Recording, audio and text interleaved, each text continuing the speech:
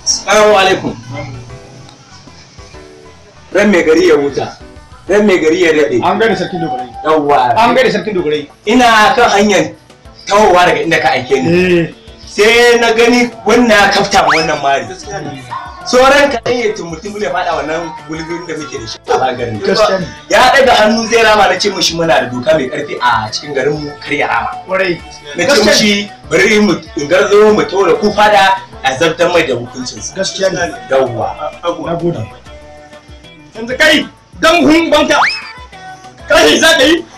Ka dube ka dube da kaman buhun gari ne. Gaskiya ne. Ka dubi wannan sai ka ce an sama allo ka fada. To kun bacin zaliba ya za a yi wannan ya kafta wa mali. Ina je kudin bana. Duwa nake ranka yi. Ƙarya kake yi. Duwa ranka yi. Qur'ani ƙarya kake yi. Gaskiya ne mai gari. Na rantse da Allah sai na tabbatar na zartar da hukunci akan ka. Gaskiya ne. Saboda ƴan baya wallahi tallahi Abuwa. ubanka da kaci. Abuwa ranka yi. Me ma ya da kutumna? Ahmadu Marigayi ne ya ce ya zage ni. Ikon Allah. Ahmadu Marigayi? Aikin banza aikin wani. To, yanzu kana so mu yi shari'a da gawa ne ko koya? To wallahi tallahi. Duk dan yatsa daya naira 1000. Gaskiya ne mai gari. Gari. Ga wani na a gaban ka. Akwai min bulala. Gaskiya ne. Zaka biya naira 5000 ko kuma maka bulala 5000.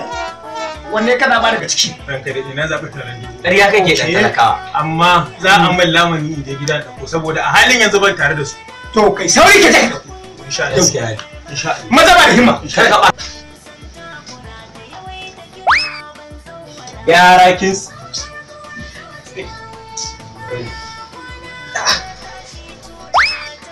Yara kis. Ina mai gari. Ina mai gari. Ina jinka. Na ji shiru bayan bai kuri isowa. Ana hakuri ka na hakuri 2000 ka ce 2000 ta wuce. Gaskiya ne mai gari. Ran mai gari yadda.